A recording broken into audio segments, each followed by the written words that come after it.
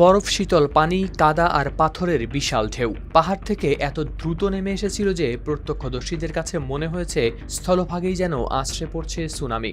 মুহূর্তের মধ্যে ভেসে গেছে ঘরবাড়ি, ভেঙেছে সেতু ও বাঁধ, পানির তোরে খেলনার মতো ভেসে গেছে গাড়ি। আর যেখানে একসময় ছিল মানুষের বসতি, সেখানে এখন পড়ে আছে শুধু বালি, নুড়ি পাথর আর ধ্বংসস্তূপ।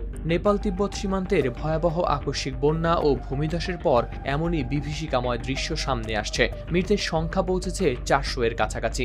নিখোঁজ রয়েছেন 1400 জনের বেশি। তাদের সন্ধানে কাদা ও ধ্বংসস্তূপ সরিয়ে চলছে ব্যাপক উদ্ধার অভিযান। সবচেয়ে ক্ষতিগ্রস্ত এলাকাগুলোর একটি নেপালের সীমান্তবর্তী তিমুর শহর। একটি পাহাড়ের চূড়া থেকে উদ্ধার করা হয় 35 বছর বয়সী কাস্টমস কর্মকর্তা ওঙ্কার যোশীকে। চারপাশের ধ্বংসযজ্ঞ দেখে তার ভাষায় পুরো এলাকাটি এখন যেন বিশাল এক সমাধিক্ষেত্র, যেখানে পড়ে আছে শুধু বালি আর নুড়ি পাথর।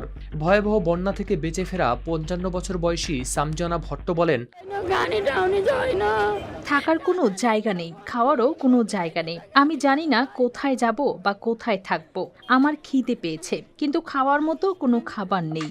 সবকিছু শেষ হয়ে গেছে, আমাদের আর কিছুই অবশিষ্ট নেই।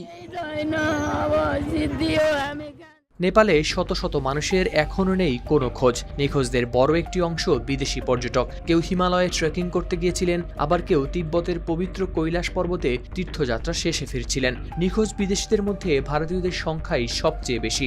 যুক্তরাষ্ট্র তাদের 90 নাগরিকের খোঁজ না পাওয়ার তথা জানিয়েছে। এছাড়া অস্ট্রেলিয়া, যুক্তরাজ্য, মালয়েশিয়া, নেদারল্যান্ডস, পর্তুগাল, দক্ষিণ আফ্রিকা ও দক্ষিণ কোরিয়া সহ বিভিন্ন দেশের নাগরিক রয়েছেন তালিকায়।